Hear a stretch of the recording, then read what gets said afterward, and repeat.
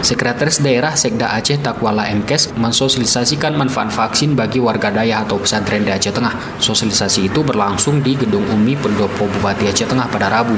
Hadir dalam acara itu sejumlah pimpinan Dayah di Aceh Tengah, perwakilan puskesmas di 14 kecamatan, dan tim Satgas Penanganan COVID Kabupaten. Sekda Takwala dalam pemaparannya mengatakan pentingnya sosialisasi dilakukan secara berkelanjutan untuk menyadarkan masyarakat terkait manfaat vaksin.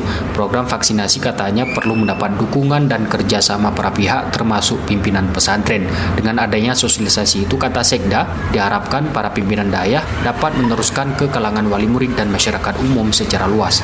Takwala menyebut pemerintah Aceh pada awal Oktober bulan ini mulai memprioritaskan pemberian dosis vaksin untuk warga Dayah. Program vaksinasi itu katanya ditarget selesai pertengahan bulan. Jangan pernah keluar dulu nak mau belum siap. Bukan nak mau dia tak sampai dakwahnya. Tapi kalau dia sudah pernah tekan surat, tidak bersedia, di tangan semua wali murid tapi tidak bersedia.